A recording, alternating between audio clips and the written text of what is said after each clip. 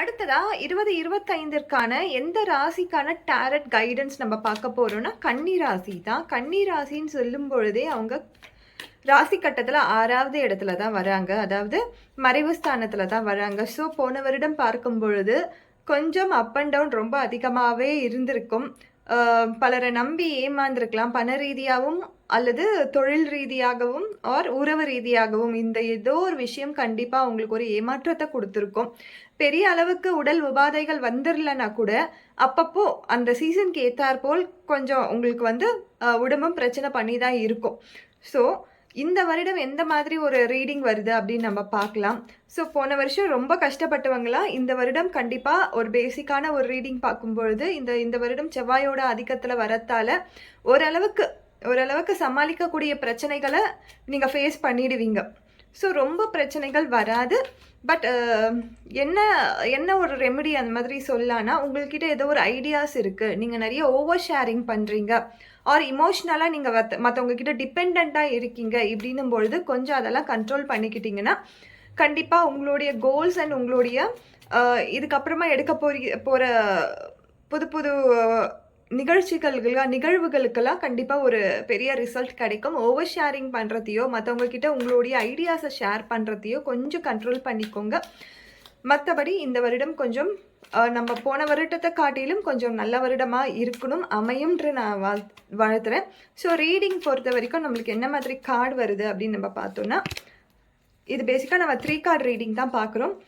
Okay, 3 card ரீடிங்கில் உங்களுக்கு வந்திருக்க cards எதுன்னு நம்ம பார்த்தோன்னா, ஏஸ் ஆஃப் வான்ஸு, அதே மாதிரி ஓகே உங்களுக்கு வந்திருக்க கார்டு இது தான்.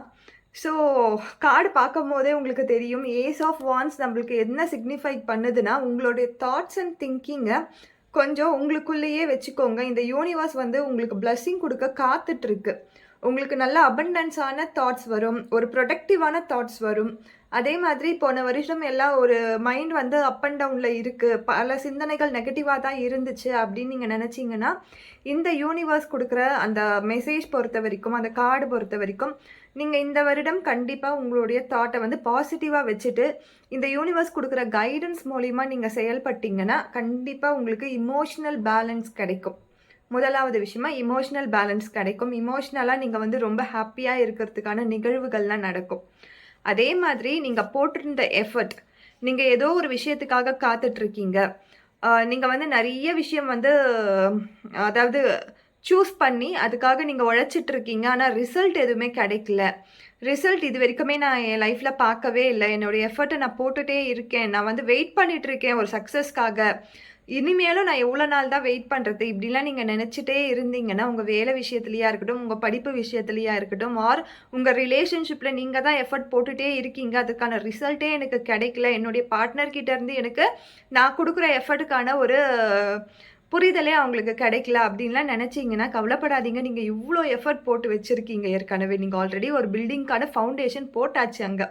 ஸோ இனிமேல் அந்த பில்டிங் கட்டுறதுக்கான ஒரு ப்ராசஸை தான் நீங்கள் பார்க்க போகிறீங்க. நீங்கள் எஃபர்ட் போட்டுட்டீங்க, அது எந்த ரீதியில் வேணாலும் இருக்கட்டும், அது தொழில் ரீதியாக இருக்கலாம், உறவு ரீதியாக இருக்கலாம், உடல் ரீதியாக இருக்கலாம், எதுவாக வேணாலும் இருக்கலாம், நீங்கள் எஃபர்ட் போட்டாச்சு.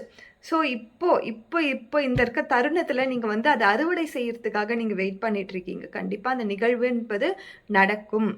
ஸோ அடுத்ததாக நம்ம பார்க்கும்பொழுது நம்மளுக்கு என்ன கார்டு வந்திருக்குதுன்னா, 8 ஆஃப் பென்டக்கிள்.